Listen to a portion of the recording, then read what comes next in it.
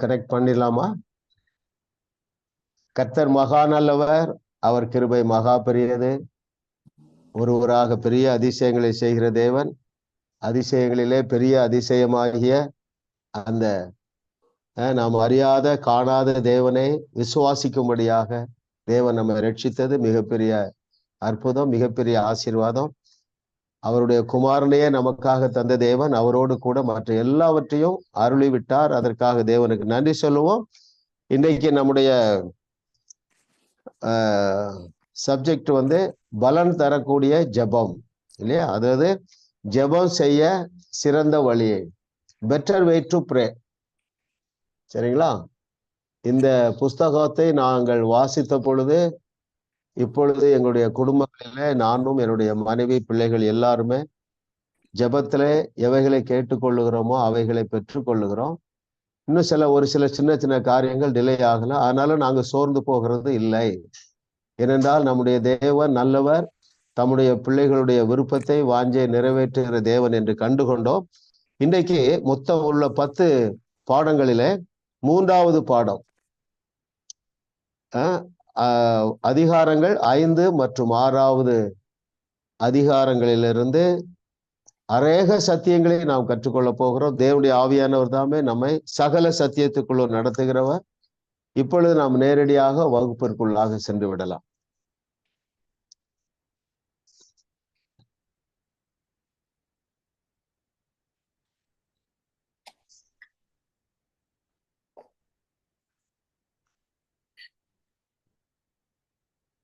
யார் வாசிக்கிறாங்க? Yes sister.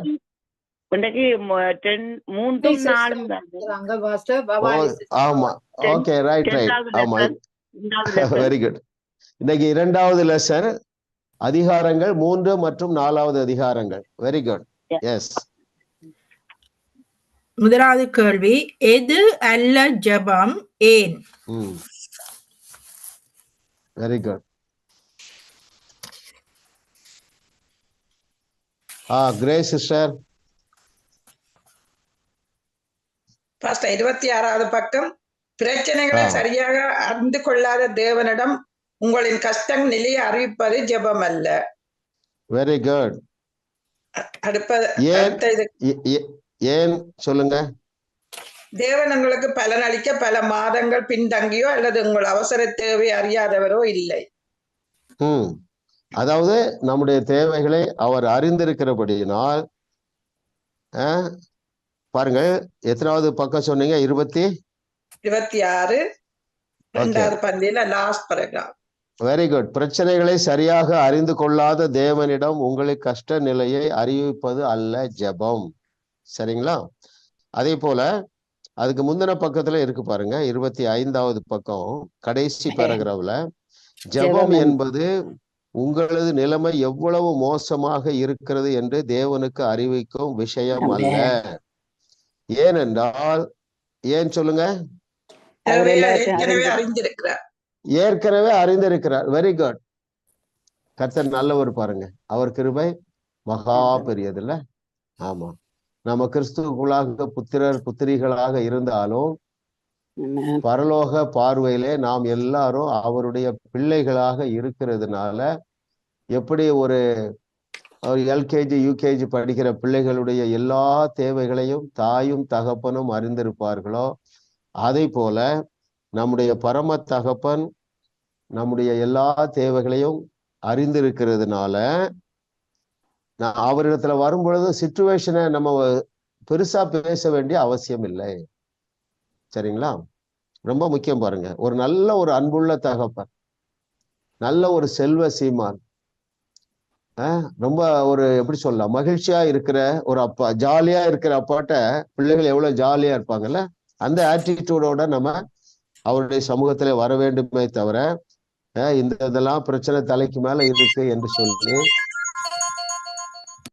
அவரிடத்துல விவரித்து சொல்லுவது ஜெபம் அல்ல. 2வது கேள்வி போயிடலாம்.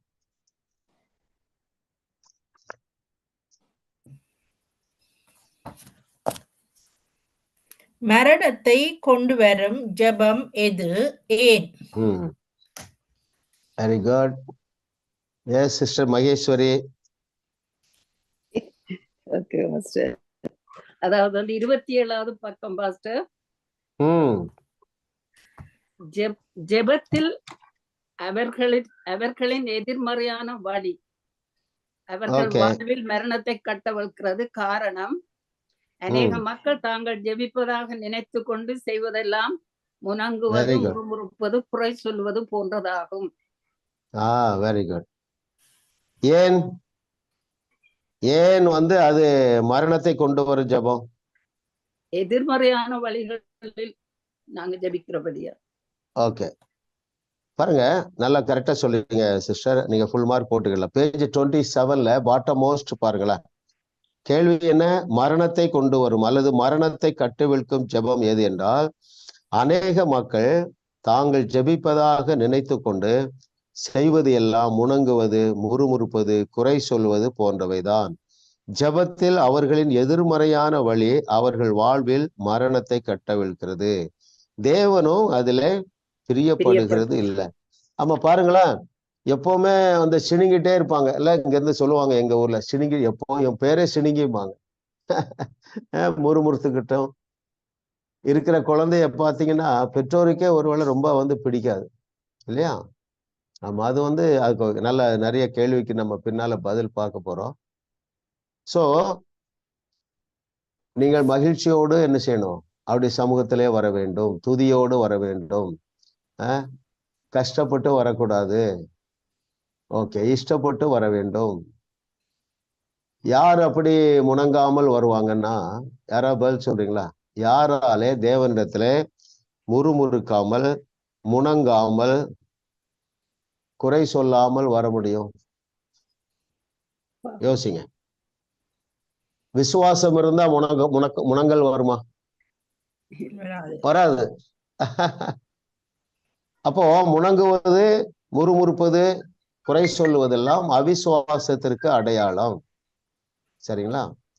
ஆமா, அந்த ஆட்டிடியூட நம்ம ஏற்கனவே நீங்க மாத்திருப்பீங்க. அதுல இன்னும் ஒரு நம்ம என்ன செய்யணும்? காஷியஸா இருக்கணும். ஒருவேளை இன்னும் ஒரு சில ஆசீர்வாதங்கள் வரவில்லை என்றாலும் அவைகளை நீங்கள் பெற்றுக்கொள்ள வேண்டும் என்றால் இந்த ஆட்டிடியூடு மாறணும். முணங்குவது, முறுமுறுப்பது, குறை சொல்லுவது இல்ல. ஆமா, எல்லா சூழ்நிலையிலும் மனரம்யமாக இருக்க முடியும். சிறைச்சாலைக்குள்ள யாரெல்லாம் மனரம்யமா இருந்தாங்க? பவுலும் சீலா, வேற 4 பேர் இருந்திருக்காங்க. எனக்கு இப்ப அந்த 4 ஞாபகம் வருது. இன்னும் 2 பேர் சொல்லுங்க. யாக்கோபு, பீட்டர், ஜோசப். இல்ல, பீட்டர் நிம்மதியா தூங்குறான். தேவதூதன் பல முறை தட்டி தான் எழுப்ப வேண்டியிருக்கு. அவ்வளவு நிம்மதியா தூங்குறான்னா மனசுல ஒரு ரெஸ்ட் இருந்தது. இதை நீங்க நல்லா நோட் பண்ணிடுங்க. மனசுல உள்ள ரெஸ்டோட நீங்கள் தேவனுடைய சமூகத்திலே போறீங்கள். சில காரியங்கள் டிலே ஆனா கூட எதுவுமே நம்முடைய தலையை மிஞ்சி போகாது. சந்தோஷமா இருங்க, ஒரு நன்மையும் குறைவுபடாது. சரிங்களா? சில வேளைகளில அவர் வந்து அந்த பாதையை திறந்தே வச்சிருப்பாரு. சிலரால கண்டுபிடிக்க முடியாது. ஏனென்றால் மனசுல என்ன இல்லை? ஒரு மனரம்யம் இல்லை, மகிழ்ச்சி இல்லை. குறை சொல்லுகிற ஆட்டிடியூட என்ன செய்யுங்க? முற்றிலுமாக விட்டு விடுங்கள். அது ஒரு வசனம் இருக்குல்ல, நீங்க குறை சொல்லுகிறதுனால ஒன்றுமே என்ன செய்ய முடியாது, கவலைப்படுகிறதுனால முடி கலரையும் மாற்ற முடியாது. Okay, very good. 3வது கொஸ்டின் போயிடலாம்.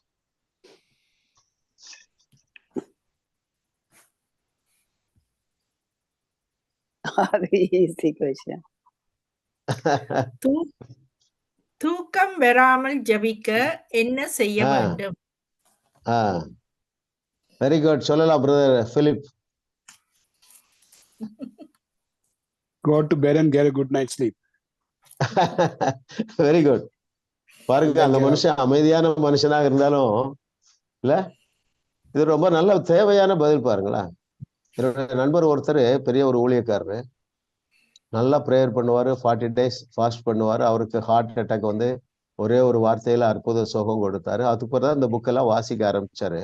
அப்ப அவர்கிட்ட நான் ஒரு கேள்வி கேட்டேன், நீங்க வந்து ஜெபத்துல திருப்தியா இருப்பீங்களா பிரதர் பழைய வாழ்க்கையில அப்படின்னு கேட்டா, அண்ணா ஒரு நாளும் ஜெபிக்கிற திருப்தியே கிடையாது.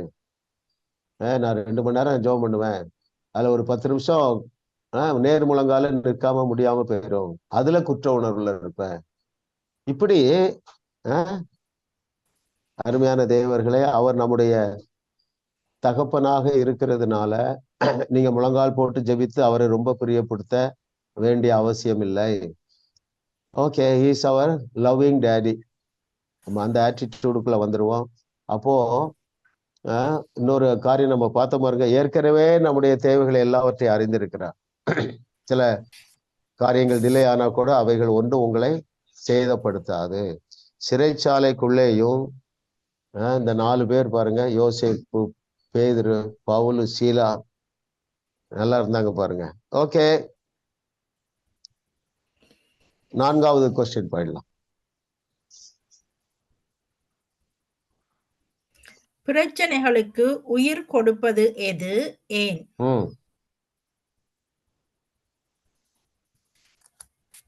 Yes sister Bhavani. பேஜ் 26 இருக்கு அந்த பாக்ஸுக்குள்ள, வார்த்தையில் இருந்து பிரச்சனைகளை மேற்கொள்ளக்கூடிய வழிகளை ஜெபிப்பது ஜீவனை கட்டவிழ்க்கும். ஆனால் எதிர்மறையாக ஜெபிப்பது பிரச்சனைகளுக்கு உயிர் கொடுத்து அவைகளை மேலும் வலுவாக்கும். Okay, very good. இன்னும் கொஞ்சம் பெட்டர் ஆன்சர் இருக்கு. கேள்வி என்னன்னா, பிரச்சனைகளுக்கு உயிர் கொடுப்பது எது, ஏன்?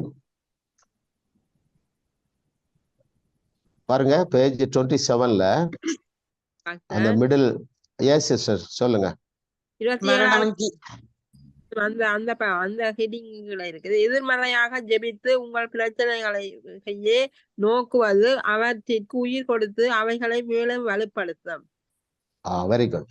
பாருங்க, நானும் வாசித்தேன். பேஜ் 27ல அந்த மிடில் பேராகிராஃப் பாருங்க. ஜெபத்தில் கூட உங்கள் வார்த்தைகள் ஜீவனையோ மரணத்தையோ உண்டாக்கும்.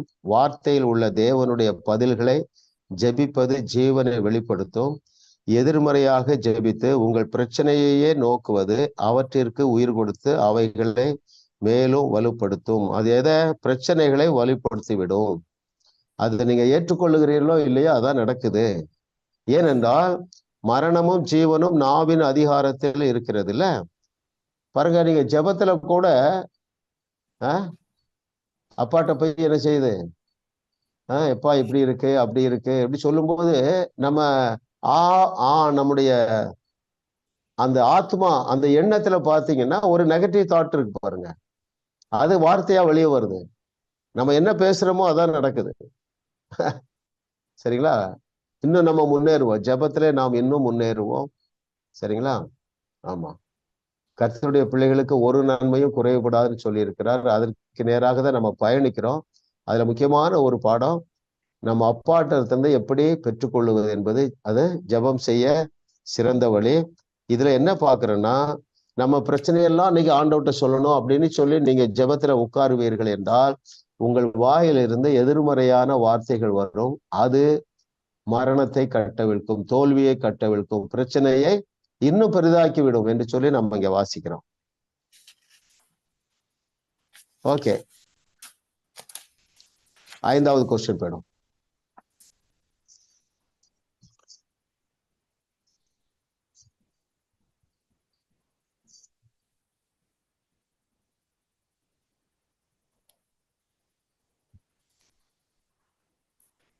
மதம் எந்த பொய்யை நம்ப வைத்து விட்டது?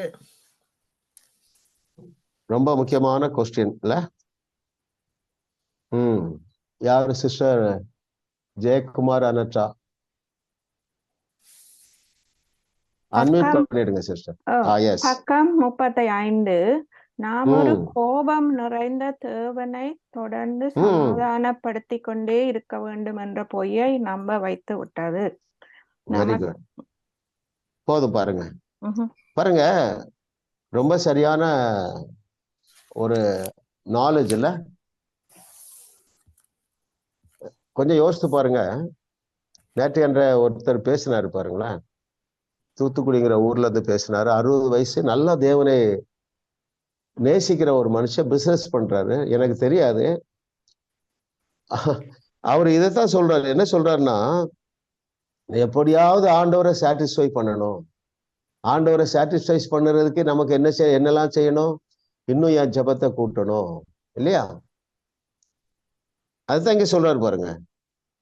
அப்போ தேவன் எப்பவுமே கோபமாக இருக்கிற மாதிரியும் அவர் அன்புள்ள அப்பாங்கிற ஒரு மனநிலையிலிருந்து மாறி நம்மகிட்ட இன்னும் எதிர்பார்க்கிறார் என்கிற ஒரு மனநிலைக்குள்ள கொண்டு மதம் நம்மை அந்த பொய்யை நம்ப வச்சுட்டது. தேங்க் காட் நம்மெல்லாம் தப்பிச்சோம் இல்லையா? நான் சொன்ன பாருங்க, ஒரு 70 வயசு போதகர் 40 வருஷம் ஊழியம் செய்திருக்கிறாரு. அவர் சொல்றாரு, பிரதர் உங்க செய்திகளை நான் 30 ஊழியம் ஆரம்பிக்கும் போதே கேட்டிருந்தேன்னா நல்லா இருந்திருப்பேன். வாழ்நாள் முழுவதும் நான் எப்படியாவது ஆண்டவரை சாட்டிஸ்ஃபை பண்ண ஓடிட்டே இருக்கிறேன். ஒரே ஒரு காரியம் போதும், அவர் உங்களை குறித்து சந்தோஷமா இருக்கிறாரு பாருங்க. இயேசு கிறிஸ்து தேவனுடைய குமாரன் என்று நீங்கள் விசுவாசித்து அவரை ஏற்றுக்கொண்டு இருக்கிறீர்கள். It is more then enough. சரிங்களா? ஆமா, என்னுடைய அண்டர்ஸ்டாண்டிங் படி ஒருவேளை உலகம் முழுவதும் எடுத்துக்கிட்டீங்கன்னா 100ல் 1 அல்லது 2 பேர் தான் விசுவாசிகளாக இருக்கிறோம், அவருடைய பிள்ளைகளாக இருக்கிறோம். ஸோ அவருடைய பிள்ளைகளாகிய ஒவ்வொருவரையும் குறித்து அவர் திருப்தியாக இருக்கிறார். நீங்கள் உங்களை குறித்து திருப்தியாக இல்லை என்றால் அவருக்கு திருப்தி இருக்காது. கரெக்ட் தானே? இது எதை மாதிரி ஆயிடுது? அந்த இளைய குமாரனை போல சதா குற்ற உணர்வு. என்ன எப்படி எங்க அப்பாவில ஏற்றுக்கொள்ள முடியும்? எவ்வளவு ஒரு எக்ஸ்ட்ரீம் ஸ்டோரி சொல்றாருல. எப்ப நீ இவ்வளவு நேருக்கு நேராக எனக்கு துரோகம் செய்தாலும் என் அன்பு மாறாது. சரிங்களா? ஸோ இன்னும் சில கொஸ்டின் பின்னாடி வருது பாருங்க, ரொம்ப தேவையான பதில் அதெல்லாம் இருக்குது. ஆமா, அதனால நாம் ஒரு கோபம் நிறைந்த தேவனை தொடர்ந்து சமாதானப்படுத்தி கொண்டே இருக்க வேண்டிய அவசியம் இல்லை. அது தவறானது. கர்த்தர் நல்லவர். அடுத்த கொஸ்டின் போலாம்.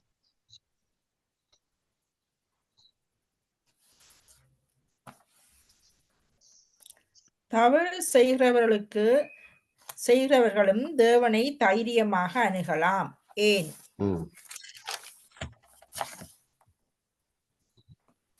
Very good.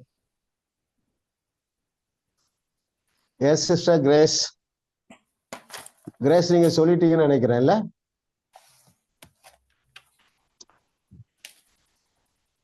ஓகே, அமரதேவா சிஸ்டர் சொல்லுங்க.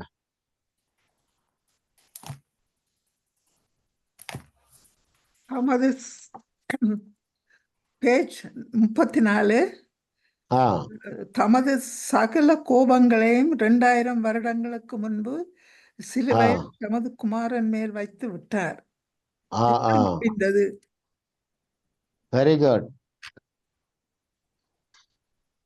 நாம் செய்ய போகிற தவறுகளுக்கு கூட அதை நான் ஃபுல்லா வாசித்தேன். பரவாயில்ல, எல்லாரும் கரெக்டான ஆன்சர் கண்டுபிடிக்கிறீங்க.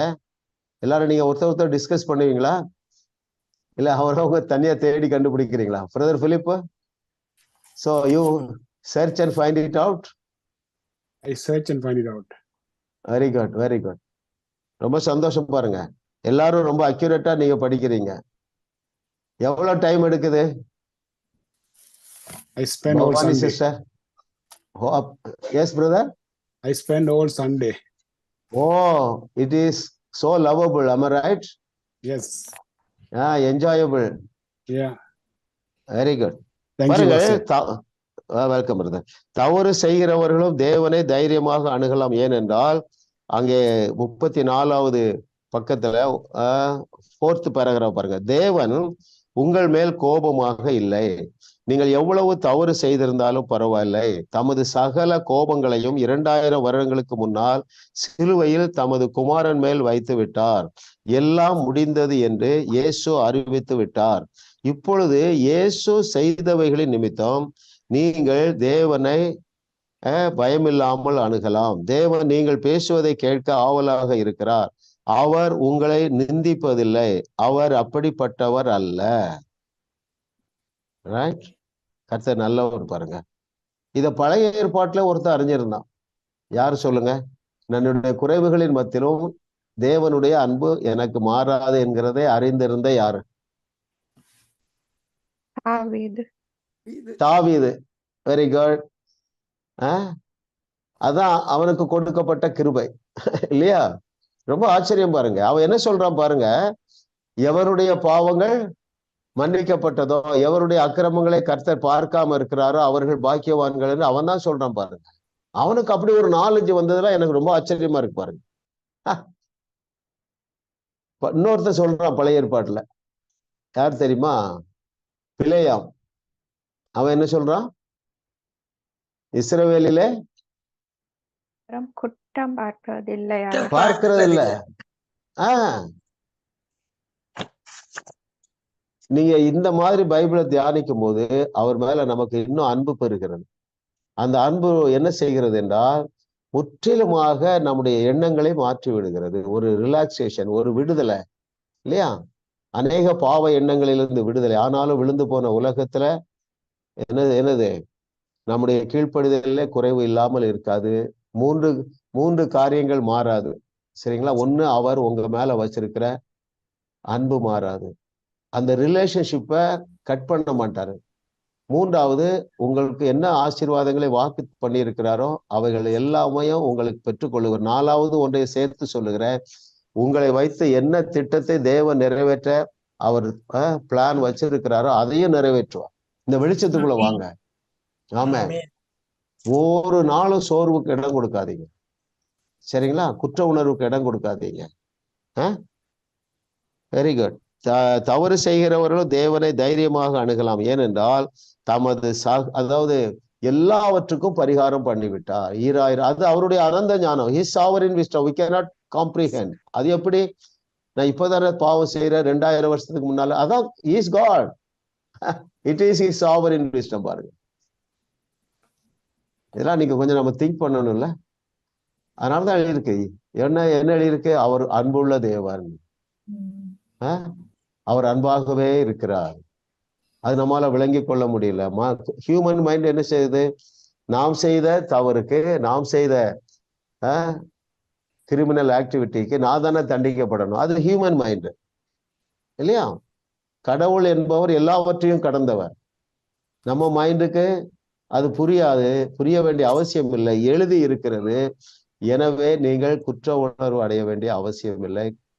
சர்வசாதாரண பாருங்க, இவர்களெல்லாம் எப்போ இருந்தாங்க? தாவீதும் பிலேயாமும் எந்த யுகத்துல இருந்தாங்க? எந்த டிஸ்பென்சேஷன்ல இருந்தாங்கன்னா, நியாய பிரமாணத்தின் dispensation. they all were under law. அந்த லா டைம்லயே அவங்களுக்கு ஒரு வெளிச்சம் வந்தது பாருங்க. இப்ப நம்ம ரொம்ப பெரிய பாக்கியவான்கள், தாவீதை விட பாக்கியவான்கள். ஏனென்றால் கிருபையின் காலத்துல இருக்கிறோம்.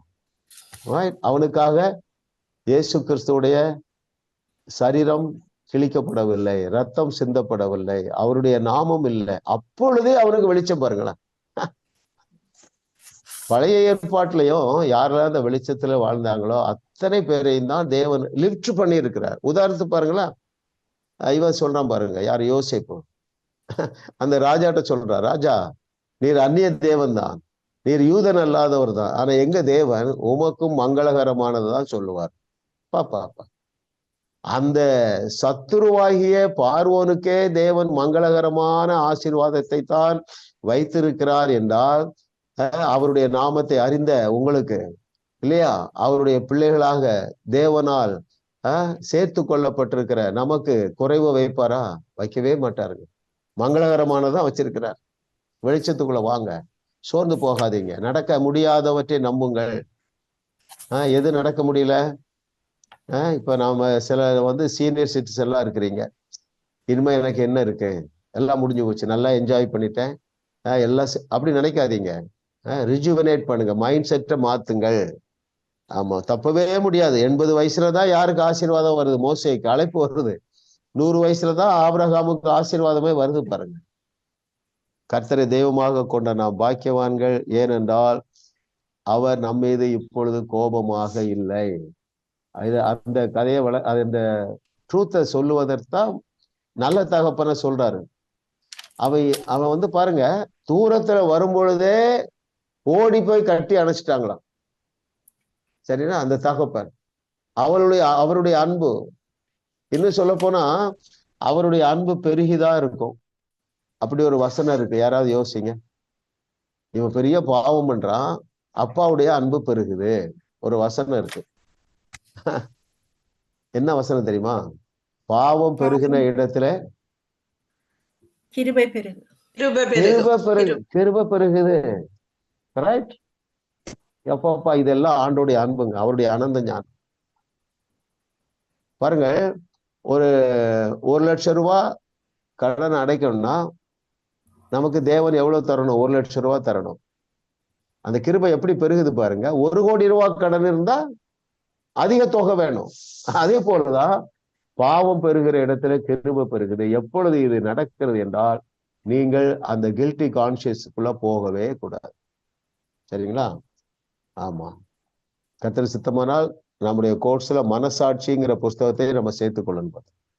மனசாட்சி தான் ரொம்ப சேட்டை பண்ணுது. எப்படி அவரால் உன்னை நேசிக்க முடியும்? இதை விட ரொம்ப ஓப்பனா இயேசு கிறிஸ்து ஒரு ஸ்டோரி சொல்லவே முடியாது. நல்ல தகப்பனுடைய இருதயம். 2 பேரும் என்ஜாய் பண்ணல. இளைய மகனுக்கு என்ன சந்தேகம்? எங்க அப்பாவால என்ன நேசிக்க முடியாது. மூத்த குமாரனுக்கு என்ன பிரச்சனை? எனக்கு எல்லாமே ரெடியா தான் இருக்கு, எப்பொழுது வேண்டாலும் நான் எடுத்துக்கொள்ளலாம். அந்த நாலேஜ் இல்லை அவனுக்கு. 2 பேருக்கு நாலேஜ் தான் பிரச்சனை. இல்ல, எவ்வளவு நாள் பன்றி மேய்த்தானே சொல்லல, எவ்வளவு மன இறுக்கத்தோடு அந்த ஒரு கேவலமான ஒரு வாழ்க்கை வாழ்ந்தாலேயே அப்பாவுடைய அன்பை இது எங்க ஆரம்பிச்சது? அப்பாவுடைய அன்பை சந்தேகிக்க வைப்பது பிசாசின் கிரியை. அது எங்கே துவங்கிற்று? ஏதேன் தோட்டத்தில். ஏதேன் தோட்டத்துல துவங்கிற்று. நல்லா நீங்க ஞாபகம் வச்சுடுங்க. இடமே கொடுக்காதீங்க பிசாசுக்கு, இடமே கொடுக்காதீங்க. சரிங்களா? அப்போ உங்களுக்குள்ள ஒரு பெரிய ஃப்ரீடம் வருது. எப்பொழுது நீங்க ஒரு மகிழ்ச்சியோடு இருப்பீர்கள். குடும்பத்துல இன்னும் சமாதானம் பெறுகிறோம். ஆமா, நீங்கள் சத்தியத்தை அறிகிறதுனால எத்தனை பேர் குடும்பத்துல கணவன் மனைவி உறவுல நல்ல ஒரு முன்னேற்றம் இருக்கிறது? கை வைத்துட்டு கீழே போடலாம். ஆமா, எங்க வீட்டுல அதான். சரிங்களா? அந்த சத்தியத்தை அறிஞ்ச போறீங்க. நான் ரொம்ப ஈகோ உள்ள ஆளு. என் ஒய்ஃபை நான் ஜாலியா பேசுறேன், ஃப்ரீயா பேசுறேன். எங்களோட உள்ள மிஸ் அண்டர்ஸ்டாண்டிங் போயிட்டு அவங்களும் ஈகோல இருக்கிறவங்க, நானும் ஈகோ. இப்ப எங்க போச்சுன்னு தெரியல. ஒரே சிரிப்பு, ஒரே குதூகலம், ஒரு கொண்டாட்டம். பாருங்க, சத்தியத்தை அறிவீர்கள், சத்தியம் உங்களை விடுதலையாக்கும். ஆமா, சோ நம்ம தேவன் சகல சத்தியத்திற்குள்ளும் நடத்துகிற தேவனுடைய ஆவியானவரே உமக்கு நன்றி, நன்றி, நன்றி. அடுத்தது எத்தனாவது கொஸ்டின்?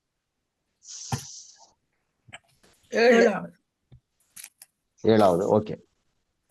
எந்த பொய்யை நம்புவதால் தேவனை பிரியப்படுத்த நாம் ஏதாவது செய்ய வேண்டும் என்று தவறான எண்ணம் வருகிறது? Very good.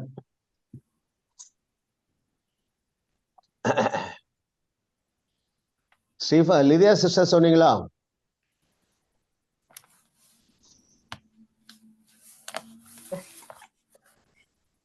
சொல்ல இல்ல. சொல்லுங்க சிஸ்டர். திரும்ப நான் வாசிக்கிறேன். எந்த பொய்யை நம்புவதால் தேவனை பிரியப்படுத்த நாம் ஏதாவது செய்ய வேண்டும் என்னும் தவறான எண்ணம் வருகிறது?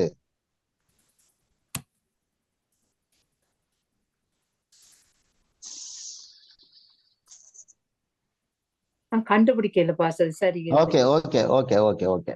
நீங்க இதுவரைக்கும் பதில் சொல்லாதவங்க சொல்லுங்க, சொன்னவங்க சொல்ல வேண்டாம். நிறைய பேர் இருக்கிறாங்க. Yes sister.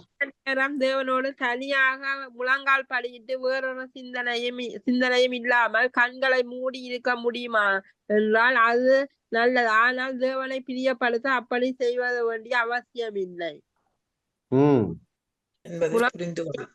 வேறொரு சிந்தனை இல்லாம ஜெயிக்கிறார். அதுதான் அந்த 23வது பக்கத்துல 4வது பக்கம் மட்டும் இருக்கு பார்த்து. எத்தனாவது பக்கம்? 23வது பக்கம் லாஸ்ட் லைன்ல இருக்குது. எத்தனாவது பேஜ் சிஸ்டர்? 23 23 ஸ்டார்ட் பண்ணது. அது வாசிக்கிறார். 23ல ஒரு குறிப்பிட்ட நேரம் தேவனோடு தனியாக 24 முழங்காற்படியிட்டு வேறொரு சிந்தனையும் இல்லாமல் கண்களை மூடி இருக்க முடியும் என்றால் அது நல்லது. ஆனால் தேவனை பிரியப்படுத்த அப்படி செய்ய வேண்டிய அவசியம் இல்லை என்பதை புரிந்து கொள்ளுங்கள். ஓகே, வேற ஓகே, அது நல்லா சரியான ஆன்சர் தான். 37வது பக்கத்துல ஒரு ஆன்சர் இருக்கு. யாராவது கண்டுபிடிச்சீங்களா? 37 2வது பந்தியில. அவருடைய சமூகத்தில் தேவன் நமது வாழ்வில் எதையும் செய்ய விரும்புவதில்லை என்ற எண்ணத்தோடு நாம் வருகிறோம். ஆகவே நமது சார்பில் ஏதாவது செய்ய வேண்டும் என்று எண்ணி அவரிடம் வந்து கெஞ்சி வேண்டுகிறோம். அப்படிப்பட்ட மனப்பான்மை நாற்றமாக இருக்கிறது. அது ஒரு மத ரீதியான காட்டுத்தனமே அன்றி ஜெபம் அல்ல. கட்டு கட்டு ஓகே காணியம். ஓகே இது இது இது இது நல்ல ஆன்சர் பாருங்க. பாருங்க என்ன நினைக்கிறோம்னா தேவன் நமக்கு ஹெல்ப் பண்ணுவாரா பண்ண மாட்டாரா? நான் அநேக காரியங்கள்ல தவறுகிறேன், என் ஜெபம் போதவில்லை, இன்னும் இந்த பாவத்தை நான் செய்துட்டேன், எனவே அவர் என்னை ஆசீர்வதிக்க விரும்ப மாட்டார் என்கிற பொய்யை நம்புகிறதுனால நம்ம என்ன நினைக்கிறோம், இன்னும் நான் ஏதாவது செய்யணும் அவரை பிரியப்படுத்த, ரைட்? ஆனால் அதற்கு பதில் என்னென்னால் நம்முடைய சார்பாக அவர் எல்லாவற்றையும் செய்துட்டார் அவருடைய குமாரன், நமது சார்பாகத்தானே அடிபட்டாரு இல்லையா? இன்னும் பாருங்க, எந்த ஒரு மனுஷனும் செய்யக்கூடிய மிகப்பெரிய அக்கிரமத்துக்கு உச்சபட்ச தண்டனை எது கொடுக்க வேண்டுமோ அதை பிதா நம்முடைய சார்பாக அவருடைய குமாரன் மீது வச்சுட்டாரு பாரு இல்ல. கேபிட்டல் பனிஷ்மெண்ட், டெத்து, அதுக்கு மேல பனிஷ்மெண்டே கிடையாது, அந்த பனிஷ்மெண்டே கொடுத்துட்டாரு. சோ தேவன் நமது வாழ்வில் எதையுமே செய்ய விரும்புவது இல்லை என்ற தவறான எண்ணத்தோடு நீங்க என்ன செய்ய வேண்டியதில்லை, அவரிடத்துல போக வேண்டிய அவசியம் இல்லை. அதுக்கு காரணத்தையே நம்ம பிசாசு ஞாபகப்படுத்துறோம் அல்லது ஊழியர்கள் ஞாபகப்படுத்துறாங்க, இதெல்லாம் உன்னிடத்துல குறை இருக்கு, எனவே தேவன் உன்னை ஆசீர்வதிக்க விரும்ப மாட்டார் என்கிற பொய்யை நல்லா நம்ப வச்சுட்டாங்க. நான் அதனாலதான் சில வசனத்தை அடிக்கடி சொல்லுவேன். யாரை அவர் தேடுகிறார்? பரிசுத்தவான்களை அல்ல. சகேயு மிகப்பெரிய பாவி, இன்னைக்கு நான் உங்க வீட்டுல தங்கணுங்கிறார் பாருங்க. பழைய ஏற்பாட்டுல இருக்க ராகாபா தேவன் ஆசீர்வதிக்கிறார். Oh thank you Lord for your goodness. அப்போ தேவனுடைய விருப்பம் என்னவென்றால், இதுல நீங்க இன்னொன்னு புரிஞ்சுக்கணும் பாத்துருங்க, எந்த ஒரு ஆசீர்வாதமோ எந்த ஒரு நன்மையோ புதுசா நமக்கு வர வேண்டிய அவசியம் இல்லை. நல்லா நீங்க தெரிஞ்சுக்கிடுங்க, எல்லா ஆசீர்வாதங்களையும் நாம் ஏற்கனவே பெற்று இருக்கிறோம். அவர் நமக்கு தர வேண்டியதில்லை, நாம தான் எடுத்துக்கொள்ளணும். ஆமென் ஆமென் ஆமென், ரைட்? ஆமா, வல்லமையும் அதிகாரமும் நமக்குள்ள இருக்கு. பூமியையோ மனுபுத்திரனுக்கு கொடுத்தாரு, உங்க வீட்டை உங்க கையில கொடுத்துட்டாரு, உங்க கையில உங்க குடும்பத்தை கொடுத்துட்டாரு. என் பையனை ரட்சியோ ரட்சியோ ரட்சியோ பல வருஷம் ஜெபம் பண்ணிட்டோம் இல்லையா? இனிமே என்ன பேசணும்? பிசாசு என் பையனை விட்டுரு. ஆமா, அவன் இயேசுங்கிற நாமத்தை ஏற்றுக்கொள்ள போகிறான். அப்படித்தான் எழுதியிருக்குது, கர்த்தராகிய இயேசு கிறிஸ்துவை விசுவாசி, அப்பொழுது உன் வீட்டாரும் நீயும் உன் வீட்டாரும் ரட்சிக்கப்படும். எங்க வீட்டுக்கு எல்லாரும் ரட்சிக்கப்படுறாங்க. இந்த ஆட்டிடியூட்ல நீங்க வந்திருப்பீங்க, இன்னும் வந்துருங்க. அது தேவனிடத்திலிருந்து வர வேண்டியதில்லை. அந்த பிறவி சப்பாடியை சுகமாக்குகிற வல்லமை எங்க இருந்து புறப்பட்டு வந்தது? பரலோகத்திலிருந்தா வந்தது. எங்க இருந்து வந்தது யோசிங்க. நாவில இருந்து. ஓகே, நாவில இருந்து வந்தது. அவன் என்ன சொல்றான்? பேதுரு, என்னிடத்தில் உள்ள அந்த சுகமளி அந்த சுகத்தை நான் உனக்கு தர்றேன், என்னை நோக்கி பாரு, பரலோகத்தை பாருன்னு சொல்லல. எப்ப தேவன் எப்ப என்ன பாருப்பா, என்னிடத்துல உள்ளதே உனக்கு தருகிறேன். அப்போ எல்லா பிளஸ்ஸிங்கும் உங்க உள்ளத்துல வந்துட்டு. அதனாலதான் 7:38 சொல்றாரு பாருங்க, யோவான் 7:38, என்னிடத்துல விசுவாசமாய் இருக்கிறவனுடைய உள்ளத்திலிருந்து, ஃப்ரம் த பெல்லி. அப்போ நம்ம we are fully loaded with all the return blessings. நல்லா ஞாபகம் வச்சுடுங்க. You are the trouble shooter, you are the solution provider. நம்மகிட்ட தான் தீர்வு இருக்கு. அதனாலதான் நான் தைரியமா பேசுறேன், நாமே தீர்வு. எப்படி கிமு முதல் நூற்றாண்டிலே இயேசு கிறிஸ்து இருந்த அந்த எருசலேமிலே, அந்த கலிலேயாவில, அந்த சமாரியாவில அவர் சந்தித்த எல்லா பிரச்சனைக்கும் அவர் தீர்வாக இருந்தாரோ, எலிசா காலத்திலே அவர்கள் சந்தித்த எல்லா பிரச்சனைகளுக்கும் அவர்கள் தீர்வாக இருந்தார்களோ, எப்படி அந்த அப்போஸ்தலர்கள் சீஷர்கள் அவர்கள் சந்தித்த எல்லா பிரச்சனைக்கும் தீர்வாக இருந்தார்களோ, அதே போல உங்கள் குடும்பத்துல இருக்கிற நீங்கள் சந்திக்கிற எல்லா பிரச்சனைக்கும் உங்க நண்பர்களுடைய வீட்டுல இருக்கிற பிரச்சனைக்கும் நீங்கள் தீர்வாக இருக்கிறீர்கள், நான் தீர்வாக இருக்கிறேன். அந்த ஒரு மனநிலையில தான் நான் உங்க கூட நிக்கிறேன். உங்க எல்லாரையும் வாழ வச்சிடலாம். சரிங்களா? எவரையும் பிரகாசிக்க பண்ணுகிற, நான் தைரியமா சொல்ல முடியும், பூமியில நாம தான் மெய்யான ஒளிங்க. ரைட்? ஆமென். யோவான் பாருங்க, அவன் ஒளி அல்ல, ஒளியை காண்பிக்க வந்தான். எப்பா இவர்தான் ஒளின்ட்டு இயேசுதான் சர்டிபிகேட் கொடுத்துட்டாரு. என்ன சொல்லிட்டாரு? அவருடைய பிள்ளைகள் எல்லாரும் ஒளியாக இருக்கிறோம். அந்த மனநிலை, அந்த ஒரு உற்சாகமான ஆவி, என்ன வந்தாலும் சரி ஒன்றுமே வராதுங்க. சிங்கக்கபியும் வராது, சீரு நெருப்பும் வராது. சில பாட்டெல்லாம் நீங்க பாடாதீங்க. மரண இருளின் பள்ளத்தாக்கில் நான் நடந்தாலும் பயப்பட மாட்டேன். ஆமா, அந்த பாட்டுலாம் அவ்வளவு சரியான வார்த்தை இல்லை. உள்ள ஒரு விசுவாசத்தை இடிக்குது. என்ன இடிக்குது? ஐயோ, அப்ப நானும் மரண இருளின் பள்ளத்தாக்கு வழியே போய் தான் வெற்றியை காணணுமா? வேண்டாங்கிறேன். பட்ட பாடு போதுமா போதாதா மகேஸ்வரி சிஸ்டர்? போதும் இல்ல, இதுக்கு மேல கஷ்டமே நான் பட மாட்டேப்பா. எங்க ஏசப்பா எல்லா கஷ்டத்தையும் பட்டாரு, அப்பால போ சாத்தாரு. எனக்கு மரண இருளும் கிடையாது, சிறைச்சாலையும் கிடையாது, சிங்க கெபியும் கிடையாது, நெருப்பும் கிடையாது. ரைட்? ஆமா.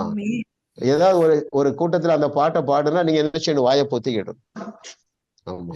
சிங்க கெபியோ சீரும் நெருப்போ வேண்டாம். அது அவர் பாடுபட்டுட்டாரு, எனக்கு இதெல்லாம் கிடையாது. இந்த இடுக்கமான வழியில வந்து நான் தப்பிக்க வேண்டிய அவசியம் இல்லை. என் தேவன் இயேசு கிறிஸ்து சிலுவையில எல்லா இடுக்கத்தையும் நீக்கி விட்டார். எனவே எனக்கு இடுக்கமான வழி கிடையாது. எது இடுக்கமான வழி? நீங்க ரட்சிக்கப்பட்ட பொழுது உங்க உறவினர்கள் உங்களை உபத்திரவப்படுத்தினாங்க பாருங்க, அதான் இடுக்கம், அதுதான் நெருக்கம். ஆனா நல்ல செய்தி என்னது? எவ்வளவாய் நெருக்கப்பட்டார்களோ அவ்வளவாய் அவர்கள், இஸ்ரவேல் ஜனங்கள் எவ்வளவாய் அவ்வளவாய் பெருகினார்கள். ஆமா, ஏனென்றால் பெருக்கம் என்பது நம்ம தலையெழுத்து. ஆமா, உங்க குடும்பத்துல ரட்சிக்கப்படாத எல்லாரும், உங்களுடைய உறவினர்கள் எல்லாரும், நீங்க யாருக்கெல்லாம் நீங்க ஜெபித்திருக்கிறீர்களோ அத்தனை பேரையும் தேவன் இந்த வருஷம் ரட்சிக்க போறான்னு விசுவாசிங்க. இந்த வருஷமே எல்லாருமே ஞானஸ்நானம் எடுக்கிறாங்கன்னு விசுவாசிங்க, டிக்ளேர் பண்ணுங்க. ரைட்? இயேசு நாமத்தினால. அவர் பேர் என்ன? ராஜசேகர்னு வைக்கலாம். யாரோ ஒருத்தர் ராஜசேகர், நீங்க டேட் பிக்ஸ் பண்ணுங்க, இன்னும் 90 நாள்ல ஞானஸ்நானம் எடுக்கிறார். ஆமா, என்கிட்ட யாராவது ஐயா என் மகளுக்கு திருமணம் ஆகலைன்னா ஒரு 60 நாள்ல ஒழுங்கு அரேஞ்ச் ஆயிரும் அப்படி சொல்ல மாட்டேன். 60 நாள்ல திருமணம் முடிஞ்சிடும். வேதத்தை நீங்க தியானிச்சுட்டு அப்படித்தான் இருக்கு. சிஸ்டர், உங்க வீட்டுல 60 நாள்ல ஏதாவது ஒரு மாப்பிள்ளை வந்துருவாரு, ஹஸ்பண்ட் சன்னின்லாம் வந்துடும் அப்படி சொல்ல மாட்டேன். சிஸ்டர், 60 நாள்ல உங்க வீட்டுல திருமணம் நடக்குது. ஒரு சில இது நடக்கலைன்னா கவலைப்படல. ஆனா பைபிள் அப்படித்தான் இருக்கு. சின்ன ஆசீர்வாதத்துக்கு வருவாங்க, ஆனா தேவன் பெரிய ஆசீர்வாதத்தை சொல்லி முடிச்சிருவாரு. ரைட்? ஆமா, பாருங்களேன். இப்போ இஸ்ரவேல் ஜனங்களுக்கு என்ன வேணும்? செங்கடலுக்குள்ள அதாவது அந்த இடத்துல தப்பிக்க வழி வேணும். அவர் என்ன செஞ்சாரு? கடலுக்குள்ள இன்ஸ்டன்டேனியஸா காய்ந்து போன ஒரு சாலை அல்லது ஒரு ரோடை உண்டாக்கல. ரோடு தேவை, ரோடையும் உண்டாக்குனாரு. அதுக்கு மேல என்ன செஞ்சாரு சொல்லுங்க?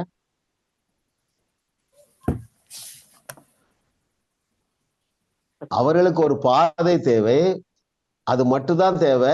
அது மட்டும்தான் மோசே என்ன செஞ்சிருப்பா? கோலை நீட்டுனா பாதை மாத்திரம் உருவாக்குனாரா? அதுக்கு மேல மிகப்பெரிய ஆசீர்வாதத்தை கொடுத்தாரா? மிகப்பெரிய ஆசீர்வாதம். செங்கடல பிளந்து என்ன? அதோட மிகப்பெரிய ஆசீர்வாதம் என்னது? எதிரி ஆமா, அப்புறம் காணவே இல்லை பாருங்க. பாருங்க, அந்த லட்சக்கணக்கான அல்லது ஆயிரக்கணக்கான போர் வீரர்கள்ல அழிப்பதற்கும் செங்கடலை பயன்படுத்தினார். ரைட்? அதுல எழுதி இருக்குது, ஒரு சோல்ஜர் கூட தப்பிக்கலைங்க. ஆமா, நான் இப்ப உங்க மேல பேச போறேன். என்ன பேச போறேன்? உங்க ஒரு பிரச்சனையும் தப்பிக்க விட மாட்டாரான். சரிங்களா? நீங்க யாருக்கெல்லாம் ஜெபித்து இருக்கிறீங்களோ அத்தனை பேரும் ரட்சிக்கப்படுறாங்க. அப்படியே பிலீவ் பண்ணுங்க. Thank you Lord for your goodness. ஆமா, ஆண்டவரே, நாங்கள் அதை அப்படி வாசிக்கிறோம். ஒருவன் கூட தப்பவில்லை என்று எழுதியிருக்குது. இயேசுவின் நாமத்தினால இந்த ஜூம் மீட்டில இணைந்திருக்கிறவர்கள், யூடியூப்ல பார்க்கிறவர்கள், இன்னும் வருங்காலத்துல இது பார்க்கிறவருடைய வாழ்க்கையில ஒரு தீமையும் தொடர முடியாது. சமுத்திரத்திலே மூழ்கடித்த அந்த சத்துருக்களை சமுத்திரத்திலே மூழ்கடித்த அதே தேவக்கரம் இதை கேட்கிற ஒவ்வொருவருடைய வாழ்க்கையில காணப்படுகிற ஒரு வியாதியை கூட விட்டு வைக்க போறதில்லை. எல்லா வியாதிகளும் அழிந்து போய் என்று கட்டளை எடுக்கிறேன். ஒரு நன்மையும் குறைவுபடாது. எல்லா குறைவுகளும் நிறைவாக மாறுவதாக, கடைசி குறைவு நீங்குவதாக. இயேசுவின் நாமத்தினால் ரட்சிக்கப்படாதவர்கள், ஆண்டவரே உம்முடைய பிள்ளைகளாகிய இவர்கள் யாருக்கெல்லாம் ஜெபித்திருக்கிறார்களோ அத்தனை பேரும் ரட்சிக்கப்படுவார்களாக. இயேசுவின் நாமத்தில் பிதாவே, ஆமென், ஆமென், ஆமென், ஆமென். ஆமா, ஆண்டவருடைய விருப்பம் என்ன? எத்தனை நன்மை குறைவுபடக்கூடாது என்பது தேவனுடைய விருப்பம். ஒரு நன்மையும் குறைவுபடக்கூடாது. அல்லேலூயா, ஆமென். ஆமா, பிசாசுக்கு இடம் கொடுக்காதீங்க. ஆமா, ஒருத்தருக்கு குழந்தை இல்லை பாருங்களேன், ஒரு ஊழியக்காரர். நான் அவர்கிட்ட தலையில கை வச்சு பேசுறேன், பிரதர் அடுத்த வருஷம் இதே நாள்ல உங்க கையில ஒரு குழந்தை பாய் பேபி இருப்பான்னு சொல்றேன். பட் அவரால் ஏற்றுக்கொள்ள முடியல. ஏன்? நிறைய பேர் இப்படி சொல்லிட்டாங்க. சரிங்களா? எத்தனை பேர் சொல்லி நடக்காட்டாலும் இப்போ நான் சொன்னது உங்க குடும்பங்கள்ல நடக்குது. சரிங்களா? ஆமா, நீங்க உங்க பிள்ளைகள் திருமணத்துக்காக காத்திருக்கீங்களா? திருமணம் 90 நாள்ல நடக்கும் என்று விசுவாசிங்க.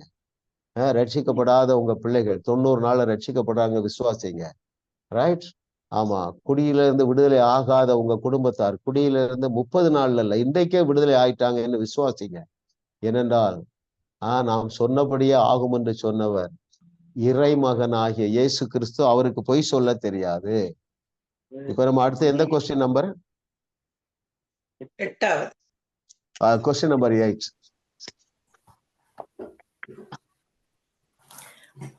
அவர் நமக்கு என்னவாக இல்லை, என்னவாக இருக்கிறார்?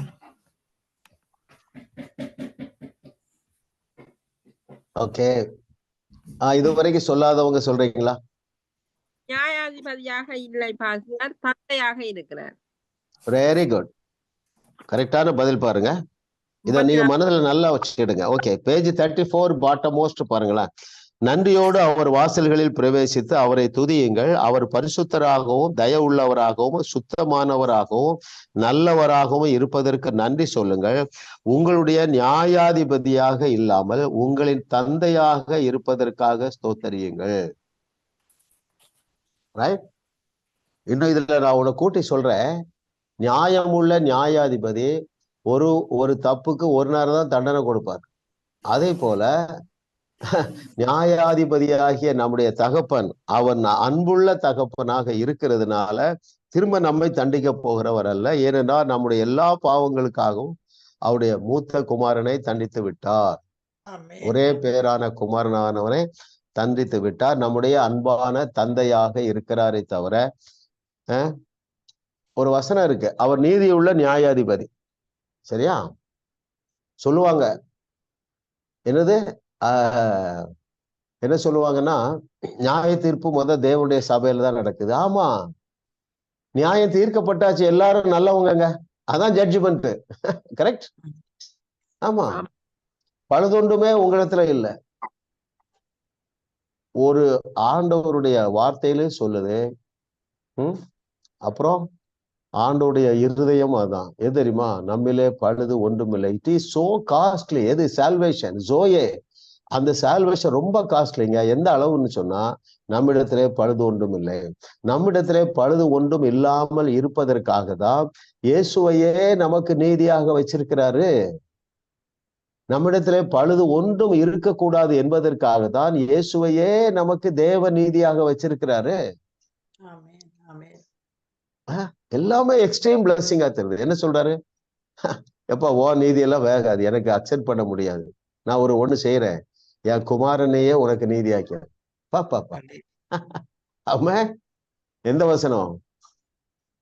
அவரே ஞானமும் நீதியும் வழியும். வசனம் எது? திறக்க வேண்டாம். இன்னொரு வசனம் 31. 1 கொரிந்தியர் 1:24, 1 கொரிந்தியர் 1:33, 31. அவரே நமக்கு எல்லாவற்றுக்கும் எல்லாமாகிறார். எனவே பழுதொன்றும் உங்கள் ஒருவரிடத்துல இல்லை. சரிங்களா? அதை பாருங்க, நான் பழுதற்றவன். என் அப்பா என்ன அப்படிதான் வச்சிருக்காரு, என்ன அப்படிதான் பாக்குறாரு, நானும் என்ன அப்படிதான் பார்ப்பேன். இப்படிலாம் நீங்க மெடிடேட் பண்ணி அதை என்ஜாய் பண்ணுங்க இல்லையா? ஆமா, நான் இந்த செய்தியில ஒரு அடிக்கடி ஒரு பாட்டு பாடு. எனக்கு அந்த நேரம் நான் ஒண்ணு பாட்டெல்லாம் நோட்ஸ்ல எல்லாம் குறிக்கிறது. அந்த நேரத்துல ஒரு இன்ஸ்பிரேஷன் தராரு. பழுதொன்றுமே உன்னில் இல்லை, ஏன் இயேசுவையே உனக்கு பரிசுத்தமாக்கிட்டாருப்பா. அந்த பரிசுத்தத்துக்கு பேரு மனித பரிசுத்தம் அல்ல, தேவ பரிசுத்தம். ரைட்? கர்த்தரை தெய்வமாக கொண்ட நீங்கள் பாக்கியவான்கள், ஏனென்றால் உங்களிடத்திலே பழுது ஒன்றும் இல்லை. அடுத்த வசனம், அடுத்த கொஸ்டின் போயிடலாம்.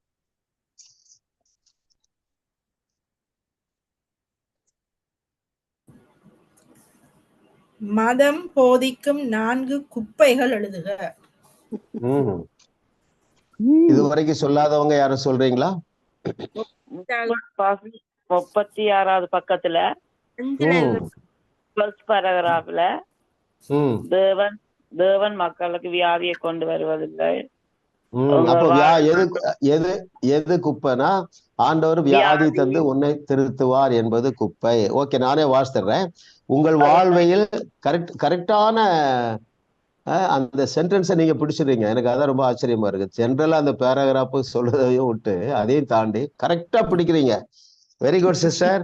தேவன் மக்களுக்கு வியாதியை கொண்டு வருவது என்பது குப்பை. உங்கள் வாழ்வில் வறுமையை அவர் வைப்பார் என்பது ஒரு குப்பை. அவருக்கு சேவை செய்யாததினால், அவருக்கு ஊழியம் செய்யாததினால் உங்கள் திருமணம் தோல்வி அடைகிறது, டிலே ஆகுது, பிரிவினைகள் வருகிறது என்பது 3வது குப்பை. நீங்கள் வேதத்தை சரியாக வாசிக்கவில்லை, ஆகவே உனக்கு குழந்தை இன்னும் கிடைக்கல. இதெல்லாம் குப்பை குப்பை குப்பை. உங்க எல்லாருக்கும் தெரியும். குப்பையை தூர போட்டுட்டு அடுத்த கொஸ்டின் போயிடும், 10வது கொஸ்டின் போயிடும்.